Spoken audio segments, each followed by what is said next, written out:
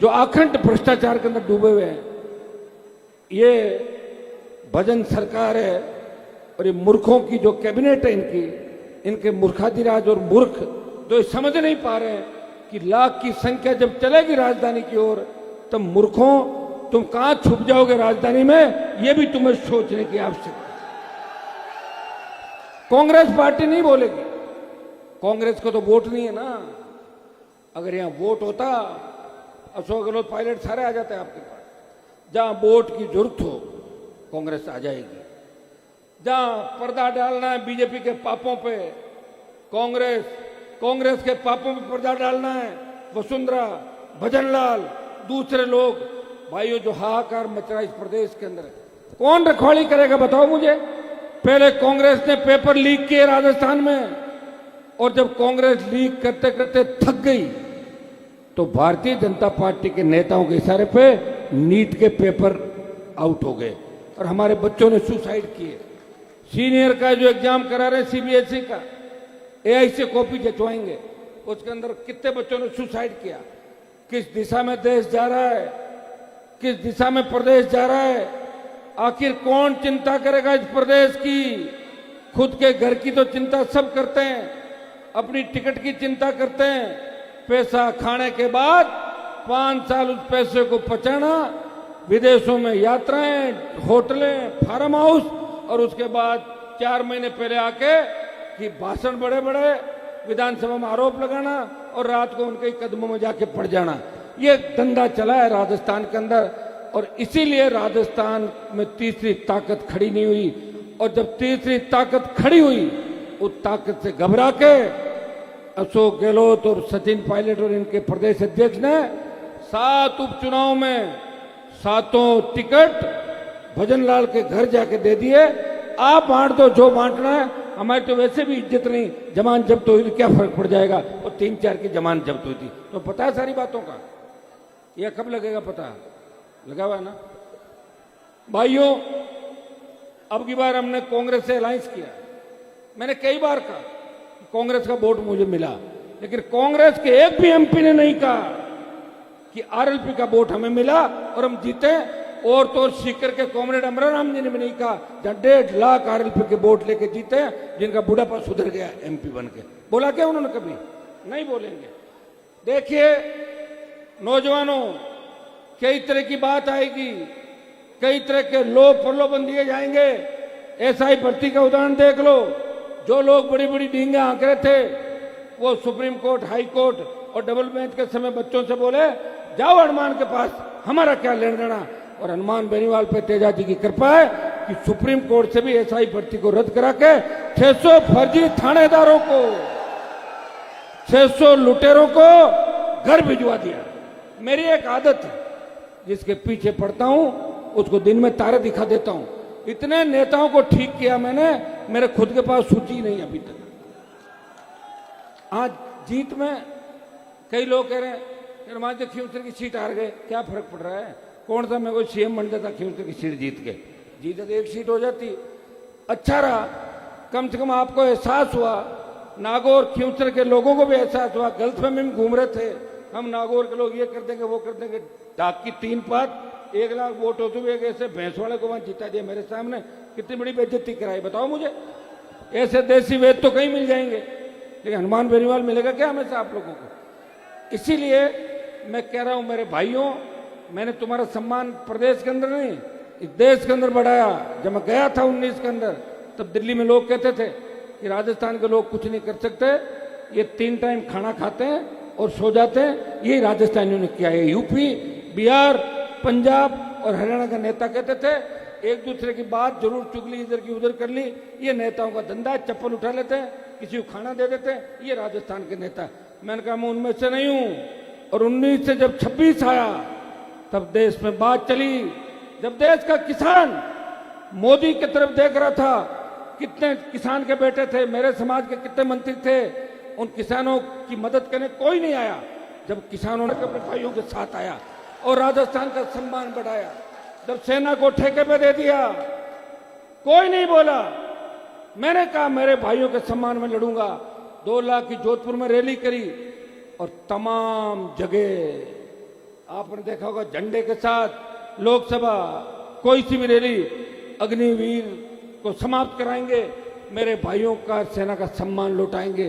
इस देश के अंदर सेना, पैरामिलिट्री फोर्स और पैरामिलिट्री के पुलिस के सादत देने वाले बच्चों की कोई अगर सादत की शहीद का दर्जा देने की बात करता है, नागौर का सांसद पैरामिलिट्री और मिलिट्री की पीड़ा समझता है।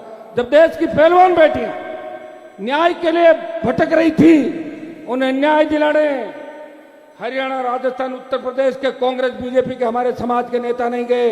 अगर पहला व्यक्ति गया, तेजा जी का भक्त हनुमान बेनीवाल गया, उस बाहुबली के छक्के छुड़ा दिए और उसको चुनाव से वंचित करा दिया। भाइयों, आवश्यकता है राजस्थान को बदलने की। मुझे पीड़ा होती है। 18 के अंदर मेरे संघर्षों का एक परिणाम था, मेरी हुंकार रैलियों का परिणाम था कि डरी हुई वसुंधरा ने स्टेट हाईवे टोल फ्री किए, 50,000 का कर्जा माफ किया, 5 horse पावर बिजली फ्री की और 50,000 नौकरियां आखिरी साल में आरएलपी की हुंकार की वजह से, आपकी हुंकार की वजह से वसुंधरा को डरा के किया था। आज भी आप देख लो, इस प्रदेश में लड़ता हुआ कोई दिखेगा आप देखिए। कांग्रेस जिसका बहुत बड़ा इतिहास है, पैसे की कमी नहीं, फिर भी यूथ कांग्रेस का चुनाव करा के आरएलपी के बच्चों से सहयोग मांग रही कांग्रेस पार्टी।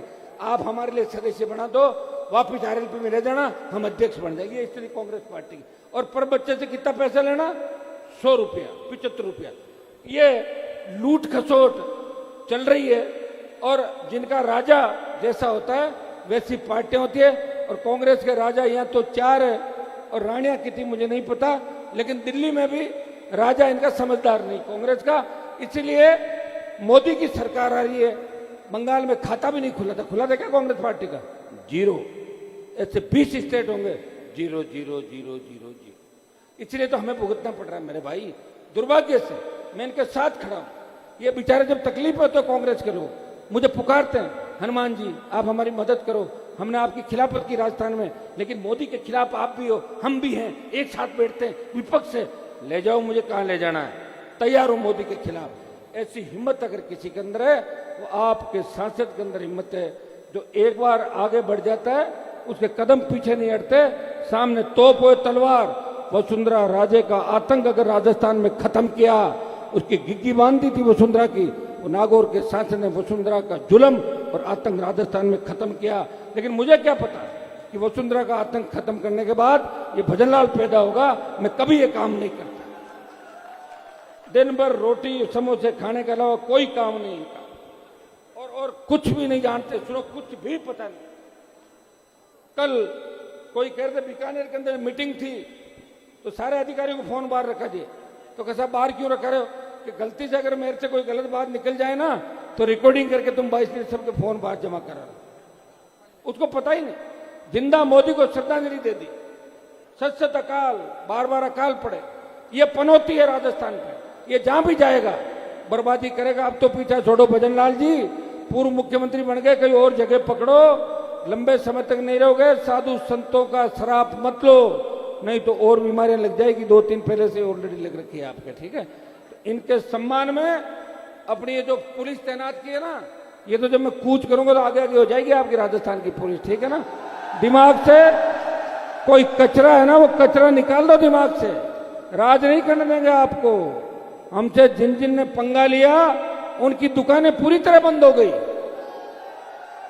और उनकी दुकानें बंद होने के बाद उनके बच्चे मेरे दरवाजे पे आए। कोई मामा बोला, कोई चाचा बोला, कोई भाई साहब बोला, प्रणाम करके मेरे से जीत के चले गए। इतने निकम्मे, फिर भी मैं सबकी मदद कर रहा हूं। आप देखो, हमेशा देखते हो आप सारी बात।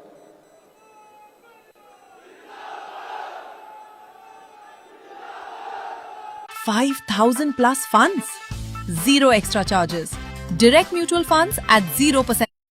बंगाल के मुख्यमंत्री का बयान पढ़ रहा था। वो बोला कि 14 साल बाद गाय की कुर्बानी दे दो। पढ़ा आपने? स्टेटमेंट पढ़ा था? हाँ, तो इससे बड़ा दुर्भाग्य क्या होगा? वो ये भी कह सकते हैं कि संतों को मार दो, किसानों को मार दो। मोदी जी को कौन रोक रहा है? कि सामने तो राहुल गांधी है, वहां तो माहौल बनेगा। 99 सीट पर ही राजी है। मैंने कांग्रेस के लोगों का इतने खुश क्यों रहते हो? बोला हमारी 99 में आ गई। अरे 99 में तो आ गई, तो 272 कब आएगी? बोले 20-30-40 साल बाद आएगी। तब तो रहेंगे नहीं, किसके आएगी 30-40 साल बाद? बताओ। जिस पार्टी के अंदर कोई विजन नहीं, जिस पार्टी के नेता को पता नहीं, जिस पार्टी का नेता ये कहता है कि मुझे समझो, मैं 29-33 की लड़ाई नहीं लड़ रहा हूं, मैं 47 में देश को 47 में जिंदा रहोगे, जब करोगे ना, उम्र कितनी होगी खुद की, इससे बढ़िया तो शादी करो, बच्चे हो जाए बड़े, बुढ़ापे में बच्चे भी ढंग के नहीं होंगे। मैं बता रहा हूं आपको, दिक्कत हो जाएगी आपके, ठीक है ना भाइयों।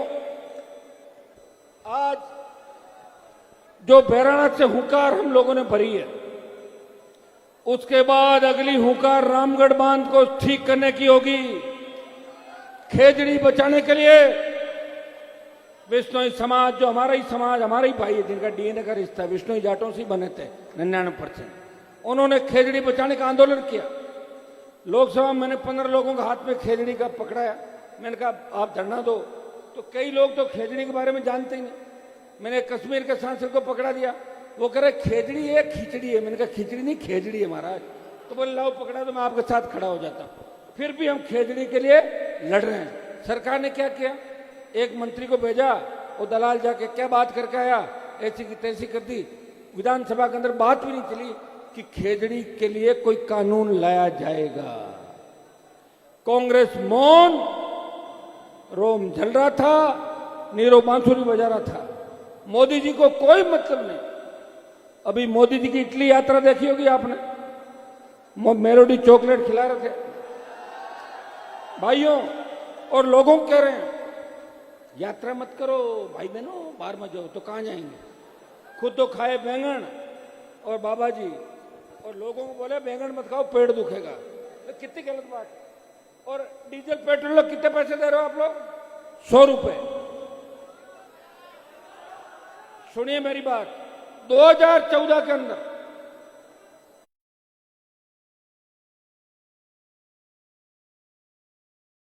जब वो सम्मिलित खिचड़ी सरकार थी यूपीए की, तब तेल के भाव थे 60, 62, 65, 55। तब अंतर्राष्ट्रीय बाजार में क्रूड ऑयल की कीमतें कम थी और अब ज्यादा थी, और अब उससे कम है क्रूड ऑयल। उसके बाद भी तेल कितना है? 110, 112, 115। टोल टैक्स, प्रधानमंत्री और इनके मंत्री कहते हैं कि टोल माफ नहीं होगा, पेट्रोल डीजल के पैसे भी देने पड़ेंगे और डीटी ऑफिस में रजिस्ट्रेशन का पैसा भी देना पड़ेगा।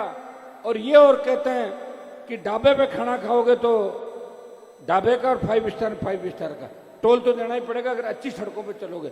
और जब हमारे पैसे से ही सारी सड़कें बना रहे हो, तो सरकार क्या कर रही है वो तो बता दो आप। देश में धन्ना सेठों का 25 से 30 लाख करोड़ का कर्जा माफ किया कांग्रेस बीजेपी ने, लेकिन राजस्थान के किसान का 30,000 करोड़ का कर्जा, 30 लाख 34 लाख करोड़ का कर्जा पूरे देश के किसान का है। सरकार चाहे तो एक दिन के अंदर 1 मिनट में देश के किसान का कर्जा माफ कर सकते हैं। जिस तरह चौधरी देवीलाल जी ने 10,000 का कर्जा 1990 के दशक के अंदर मूल कर्जा माफ किया था, जिस तरह चौधरी चरण सिंह जी ने तमाम किसान जातियों को साथ लेकर आर्थिक स्थिति उनकी कैसी मजबूत हो, ये बात कही थी। दुर्भाग्य से देश की सरकार में हमारा कोई ढंग का मंत्री नहीं। अगर एक आध मंत्री कोई है तो उनके पास बेचारों के पास डिपार्टमेंट नहीं, फाइल नहीं आती, कोई नहीं पूछता, सुबह शाम घूमते रहते हैं और ज्यादा से ज्यादा लोगों को चाय नाश्ता करा दो, इसके अलावा सामान उनके पास नहीं। लोकसभा अध्यक्ष रहे, जो समाज इस दो देश में 100 से ज्यादा लोकसभा सीटों को प्रभावित करता है, तो सबसे ज्यादा ताकतवर मजबूत है। अगर उस समाज की स्थिति ऐसी है तो बाकी लोगों की कैसी होगी, ये अंदाज आप लगा लो। ये भारतीय जनता पार्टी के लोग SC, ST, OBC के खिलाफ है, ये साधु संतों के भी खिलाफ है। इनको पता है कि साधु संत अपने आप हमारे साथ जाएंगे, कहां जाएंगे, इनके जगह नहीं है। ये तो इनके लोग बोलते हैं। शेखर अग्रवाल ने जिस तरह बकवास करी कि तुम्हारी जमीन है क्या, तुम्हारे उसकी जमीन है क्या, और जिस तरह एक आपके संत आए थे, वो लंबे बालों वाले, क्या नाम उनका, जयपुर वाले, क्या गुलकंदचारी क्या, तो वो आए थे और उन्होंने क्या बोला था, ऐसे तेवर जैसे परमानेंट जीतेगा। अरे भैया मैं 6 बार जीत गया, 4 बार एमएलए, 2 बार एमपी, ये एक बार नारायण बन गया 7, पिताजी में 9-10 बार बन गए। हमारे अंदर तो घमंड नहीं है।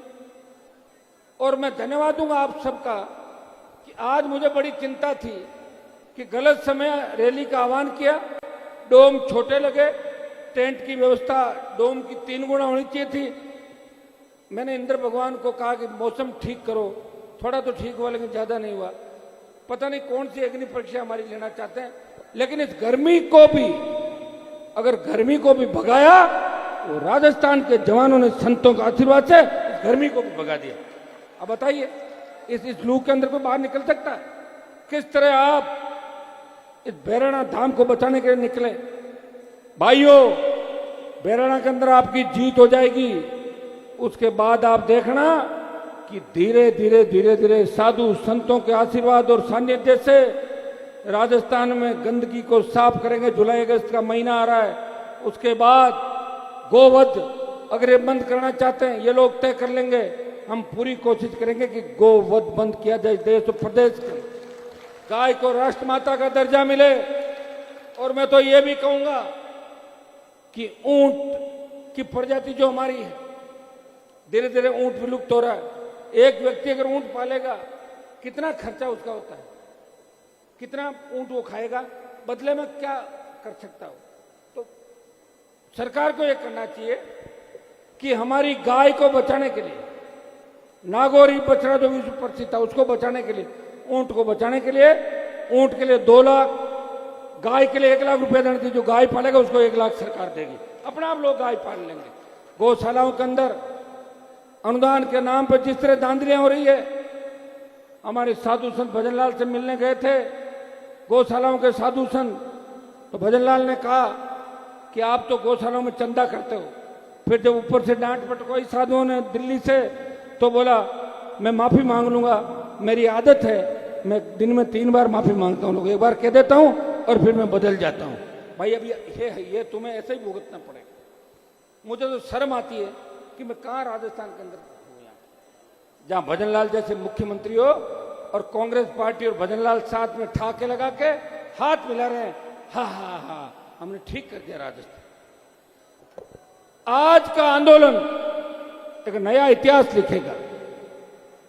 या तो रोज रोज हम आंदोलन नहीं करेंगे और या फिर आह्वान करेंगे, उससे पहले सरकार के घुटने टिक जाएंगे।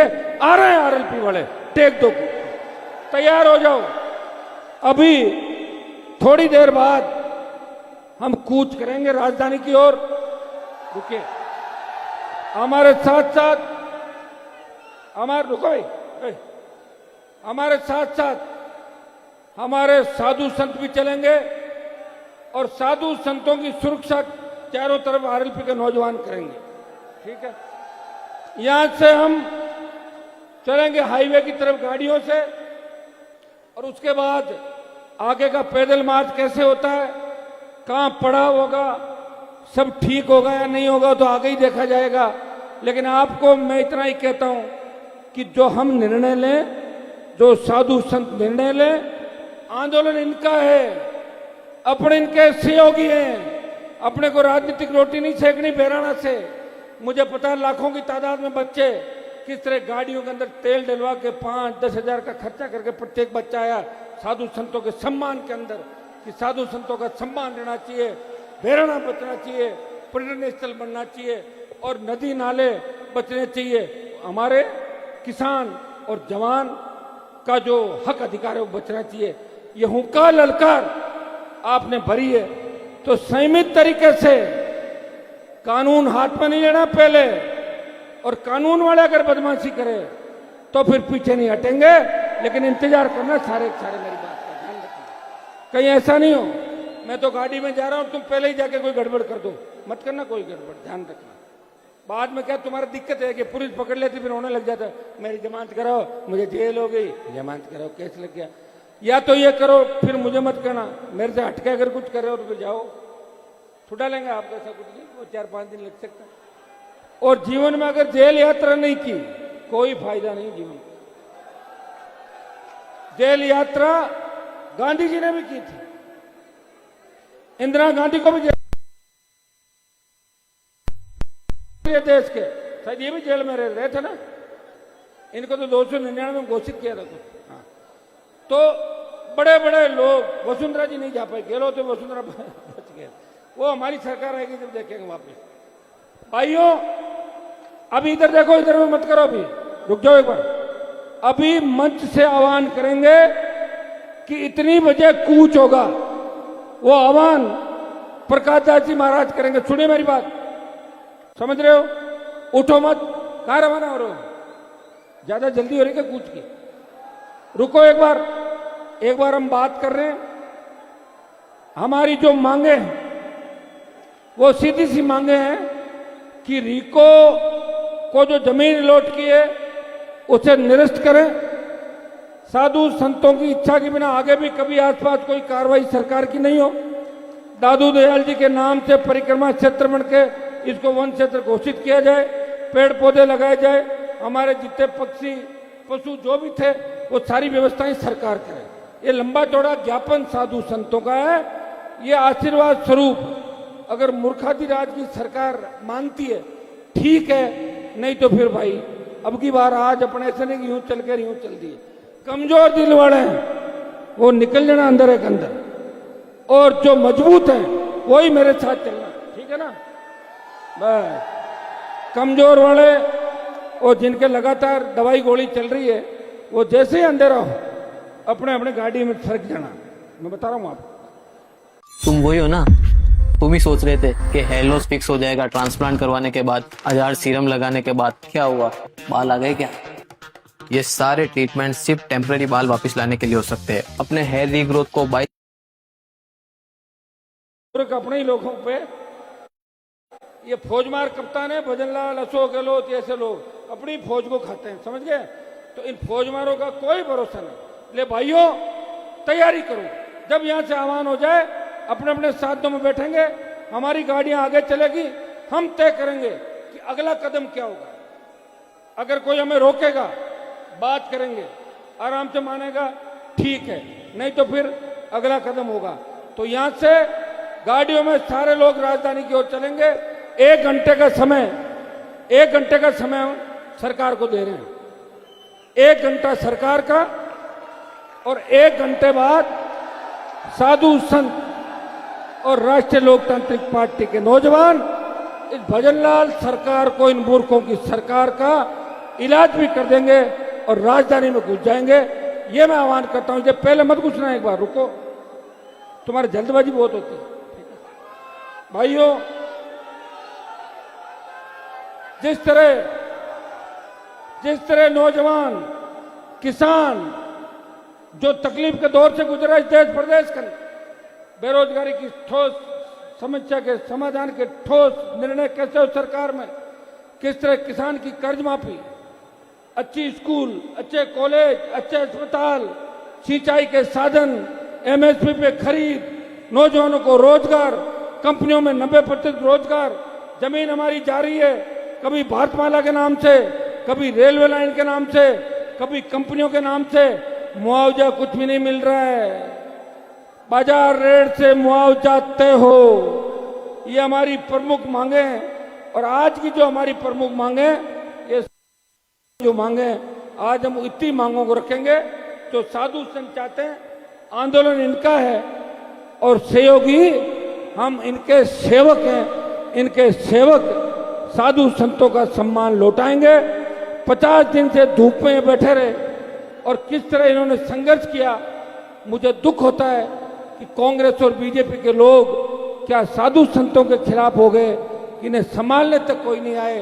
हाँ आया होगा कोई आसाराम या उसका भाई, दूसरा कोई मौसाराम, बाकी संभालने कांग्रेस के बड़े नेताओं के ट्वीट भी मैंने नहीं देखे।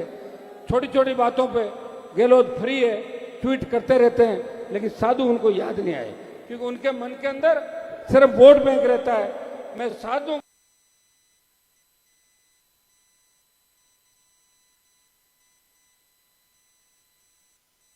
भी लड़ रहा हूं और तमाम उन जातियों के लिए, तमाम उन धर्मों के लिए जहां भी अन्याय अत्याचार होगा, हनुमान बेनीवाल इस राजस्थान के प्रत्येक धर्म संप्रदाय, जिस तरह दादू जी महाराज ने सारे पंथों को एक किया था, समन्वय किया, हनुमान बेनीवाल राजस्थान के नौजवान को सत्ता में उसकी भागीदारी दिला के सिंहासन पर उसका जब तक कब्जा नहीं हो जाता अपने भाइयों के लिए, छोटे भाई को लड़ता रहेगा, किसान का सम्मान बढ़ाएगा, कौम का सम्मान बढ़ाएगा ना। सारे सुन लेना, सिर्फ बात यहां से हम आह्वान करेंगे, हर आदमी सुने मेरी बात को। 1 घंटे बाद आह्वान होगा, राजधानी की तरफ कूच करेंगे। रुको, कूच का मतलब समझ गए? अपन बढ़ेंगे राजधानी की ओर। आगे राजस्थान की सरकार क्या कदम उठाती है वो आगे देखा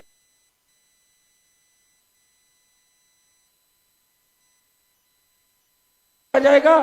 जो निर्णय हमारा होगा वो सबको आपको मानोगे ना? ठीक है, बहुत बहुत आपको धन्यवाद।